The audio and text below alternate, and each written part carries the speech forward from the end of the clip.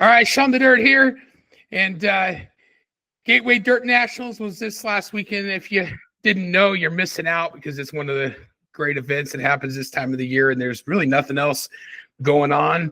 And we had one Northwest guy representing. He had the whole Northwest on his back. Joey Tanner joins me right now. Joey, how you doing? I'm doing great. How are you? Are you rested? I am not fully rested. Well, so it's quite the journey to get back to this thing. I mean, there's a lot of late models that are there, but you don't just go to this event. You have to get invited. I mean, talk about, before we get into this whole thing, how did it become that you got invited to go to this thing? Well, my buddy Colin Weinbarger signed up, like, I want to say early summer, before like the beginning of the race season, like May. So I decided I was going to sign up just to see what would happen, if we got invited or not. There's a lot of good drivers that didn't get picked, so I didn't really think anything of it. So we signed up for it, not with super high expectations of being selected, but lo and behold, we were selected. But yeah, I mean, at first when we signed up for it in May, we obviously didn't think we were going to get selected, but lo and behold, we got selected. Based on probably because of the year we had, which was a great year. So we took it. Yeah. And before we get, your year was just incredible. Season championship, 15 wins, 13 at Willamette. I mean, they talked about this on the broadcast. You got a Grays Harbor win. You got the Loggers Cup season championship there at the I-5 series. I mean, what a great, we got to see you run up here at Grays Harbor Raceway. We got to see you get a win up here on one of the nights. And what a season for you going into this weekend, huh?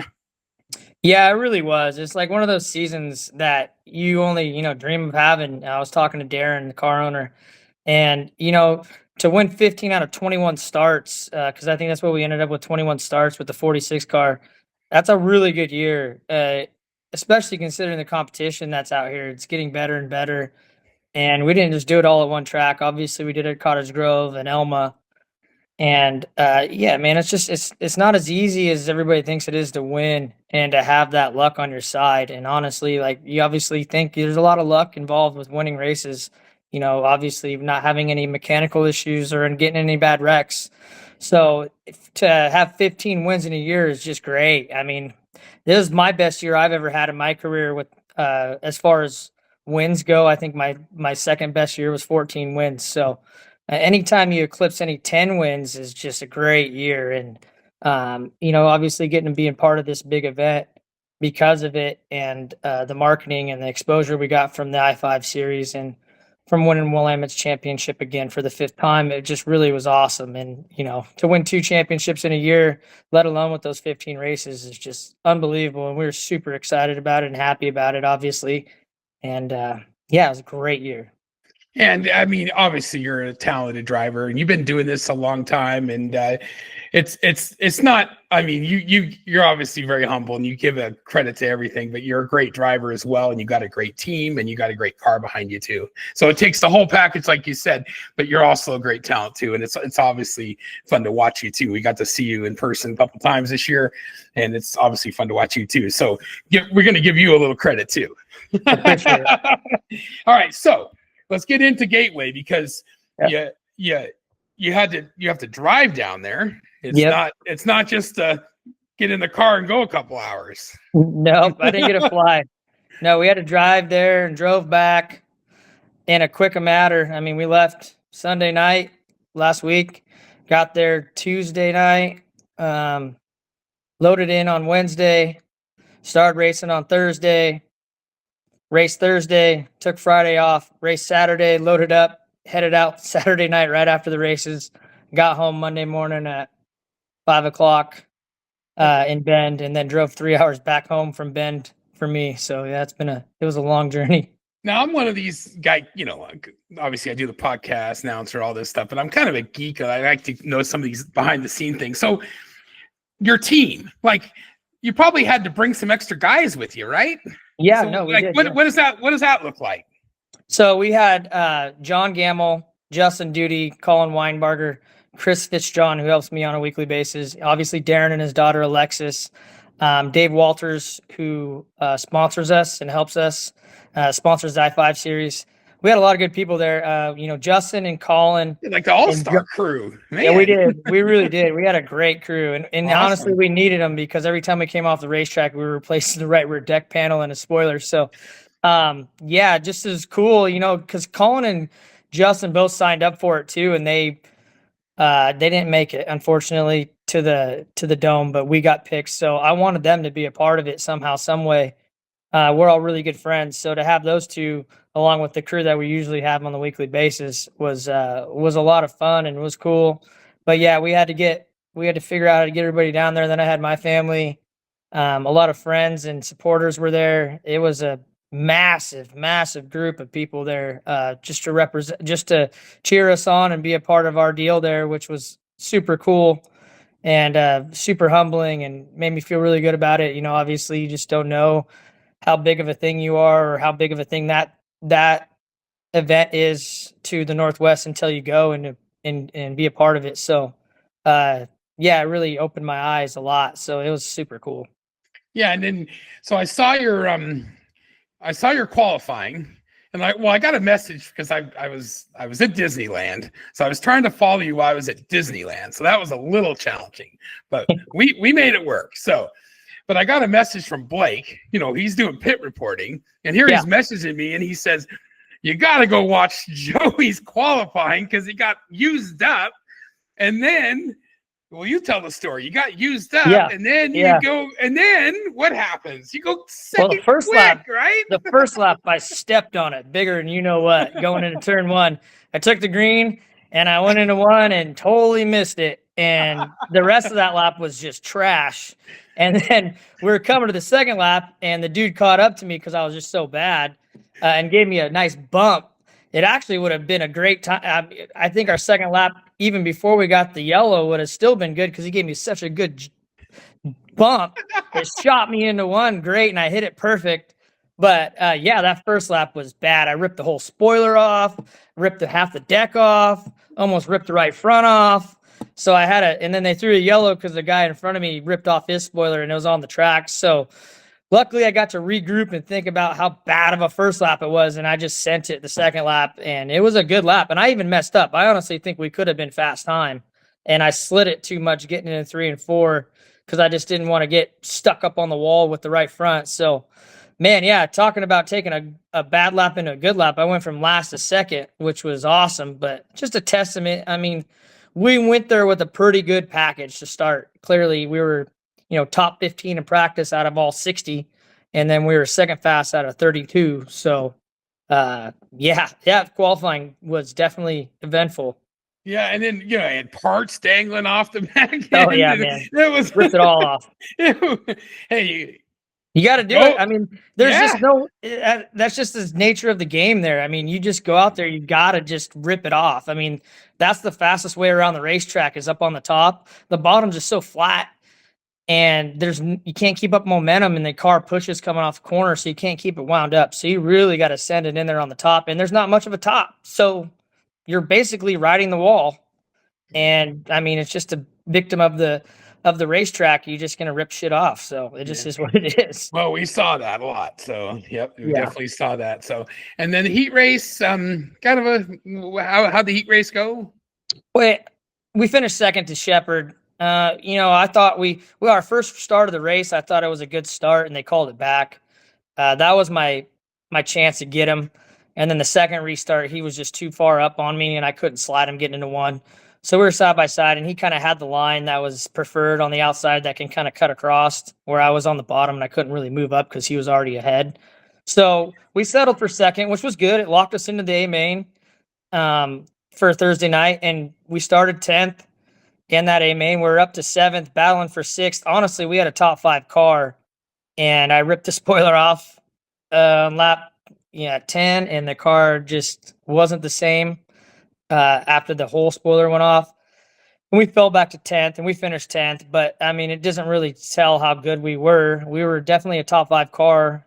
Top 5 driver, I think. It just missed it a little bit when that spoiler went off, and we weren't able to add any fuel. We we had to fuel the cars outside, and they stored all of our fuel, and they moved our fuel at the last second, so my crew couldn't find where our fuel was. So we weren't able to fuel up before that A main, and we were really low on fuel compared to what we run. So our rear percentage was a little bit lower. So that kind of dinged us a little bit, but still overall, it was a good night Thursday. I mean, you can't be mad about, there was 16 cars that made the A main out of the 62 cars that were competing on that day. And we were one of them. So, I mean, we couldn't be mad about that. It was a good Thursday for sure. Yeah. And I wondered, I saw you running for 6th, and then I saw you drop back. I was watching and I saw you drop back to 10th, and watch on my phone, and I saw that. So I knew there was something going on because you dropped a couple spots there. I was like, yeah, I figured there was something going on. So just couldn't really hold it with that spoiler gone. I mean, obviously a lot of people had spoilers gone, but I mean, it was completely gone. So oh man, yeah. Yeah. And then on Saturday, you were in the last chance qualifier there, and you definitely were showing them that you were racing right with them there. And then there was a caution. When I saw that caution, I was like, oh man, I think he likes the top better than the bottom. Yeah. And then on the restart there, you kind of get stuck there. That's what I saw. I don't know. Obviously, you were driving the car. Yeah, that yellow flag kind of screwed us. Honestly, it was my bad. Anyways, I should have, given the circumstances of the racetrack and the way it races and the way everybody else is racing their competitors, I should have just slid Brian Shirley for second, and I would have been in the show, hands down. We had a good car. We made a couple boo-boos on setup for that race. We should have done a couple things different that would have made it easier for me to drive. But all in all, I mean, it was just, I needed to just get up on the wheel a little bit more and get it done and not worry about running into somebody, because I mean, at the end of the day, everybody else is running everybody else. So, I mean, what's the difference? But just not the way I like to drive, but the way you have to drive there. Unfortunately, it just is what it is. But yeah, it kind of cost us. And then we had that restart, and I got stuck on the bottom, and I couldn't light off, and I couldn't catch it back up, and we were just kind of screwed from there. So it sucked. I mean, I was pretty bummed.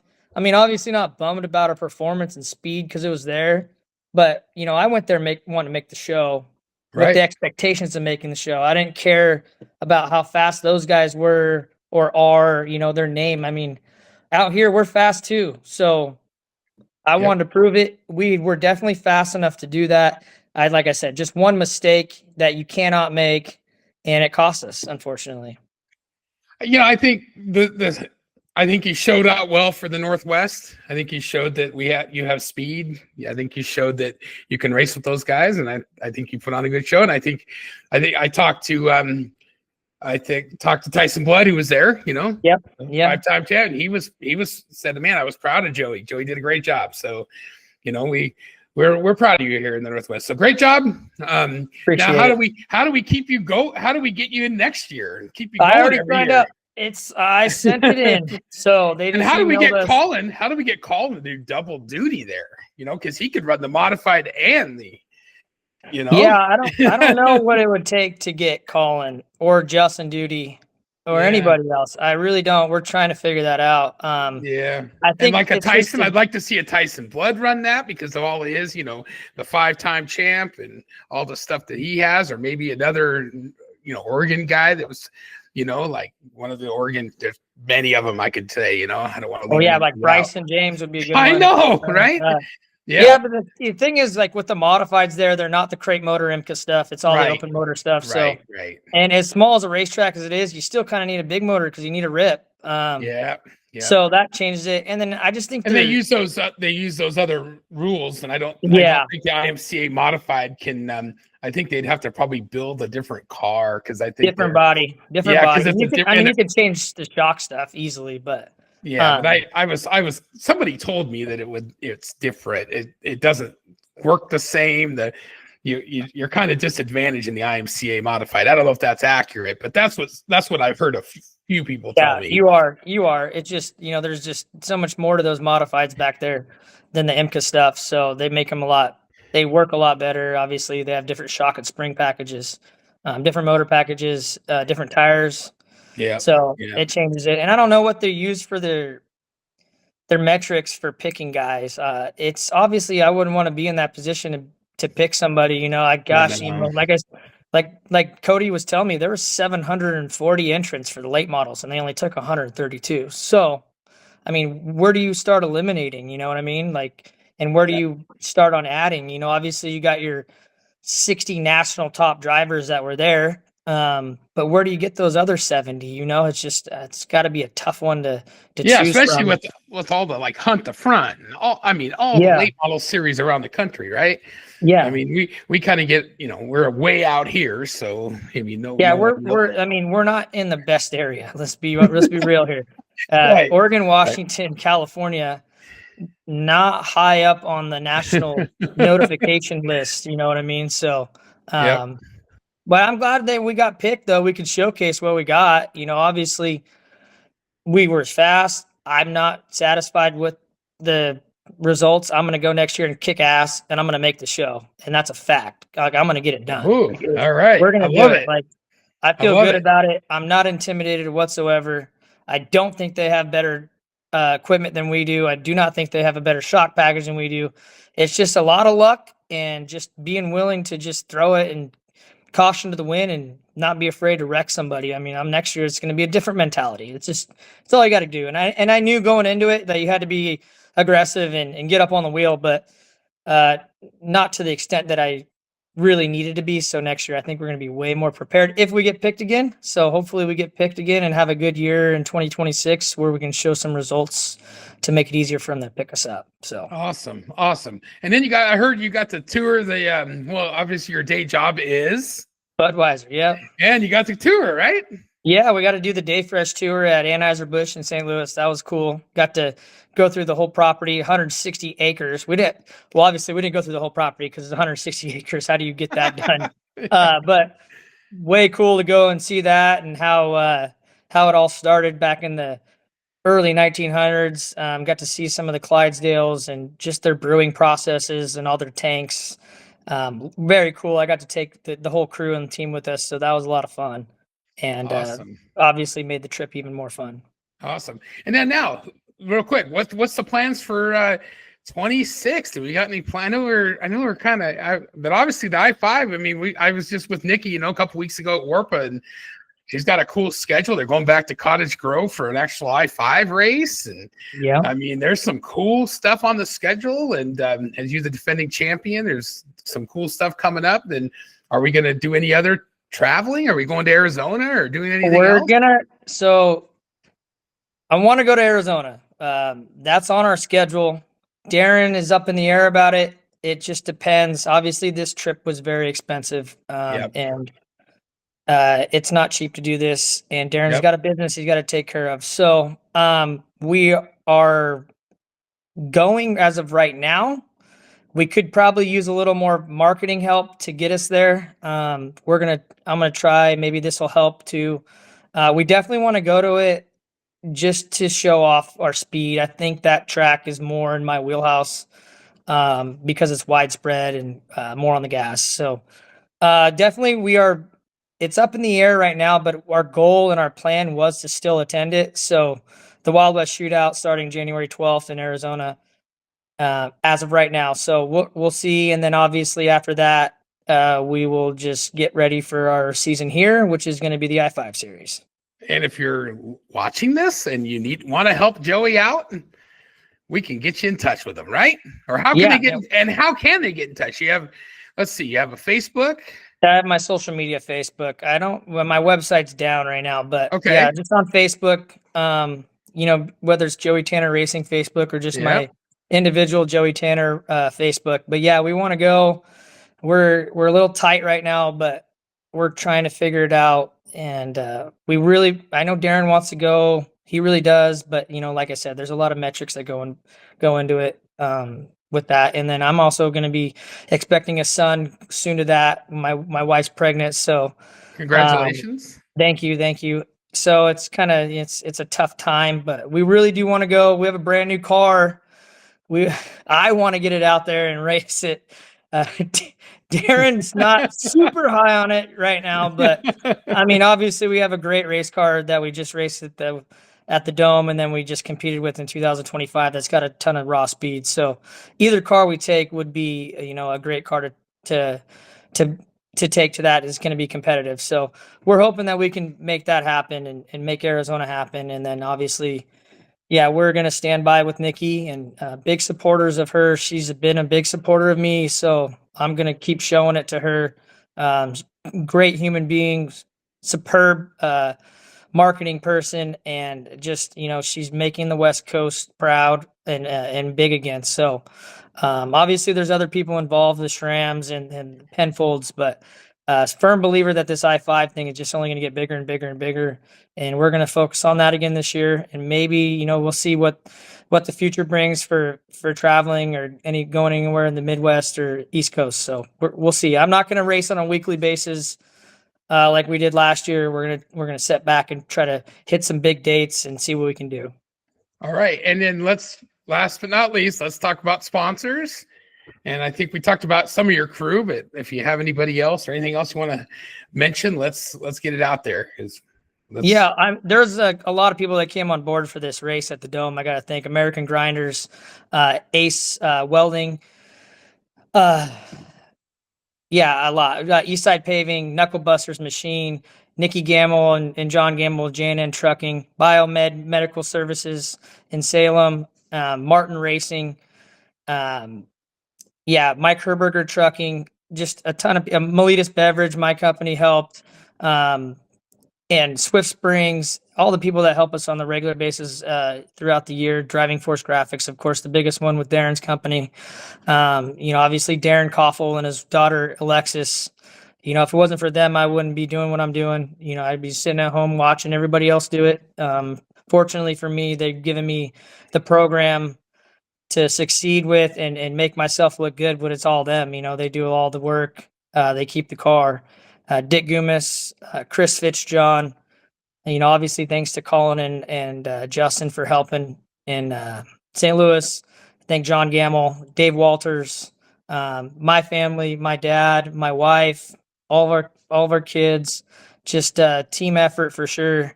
And man, it's been a great 2025, and we're hoping that we can start off 2026 even stronger and show off our equipment at the Wild West Shootout. So we'll see.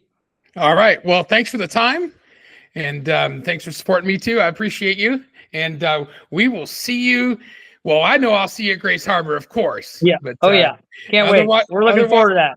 Yeah, because you get to get the brig motor out of hopefully Arizona. Well, I'm hoping we get two races there. I'm hoping we get two. We need to make that happen because there's not going to be a Roseburg, it looks like. So we need to fill it in with another big track. So we need two. Right. We need two at Elma. Get her done. Let's go. All right, man. Thank you very much for your time. Yeah, no problem. Thank you. This is Sean, and you're in the dirt.